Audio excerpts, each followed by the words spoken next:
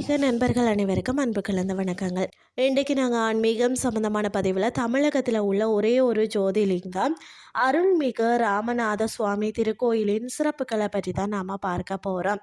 பாரத தேசத்தின் மிக முக்கிய ஆன்மீக தலங்களில் ஒன்றாகவும் தமிழகத்திற்கு பெருமை சேர்க்கும் புண்ணிய ஒரு பூமியாகவும் திகழ்வது தான் ராமேஸ்வரம். இந்த தலத்தின் வியக்கத்தக்க சிறப்புகளை தான் நாம் இன்றைக்கு பார்க்க போகிறோம். அதாவது பார்த்திங்கன்னா, இந்தியாவில் இருக்கக்கூடிய 12 ஜோதிர்லிங்க தலங்களில் தமிழகத்தில் அமைந்துள்ள ஒரே தலம்னு சொன்னால் இதுதான்.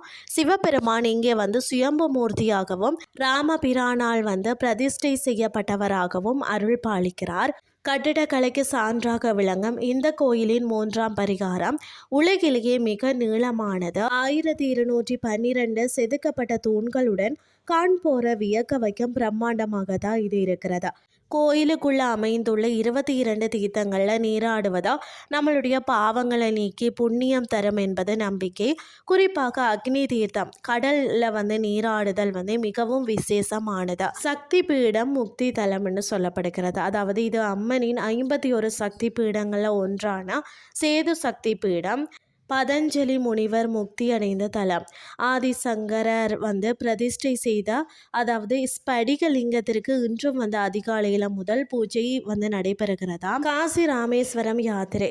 காசிக்கு சென்றால்தான் ராமேஸ்வரம் யாத்திரை முழுமையடையும். ராமேஸ்வரம் வந்தால்தான் காசி யாத்திரை முழுமையடையும் என்பது ஐதீகம். ராமபிரானே மணலால் லிங்கம் அமைத்து வழிபட்டதால் இது பித்ரு தோஷங்கள் நீங்கும் இடமாகவும் போற்றப்படுகிறது.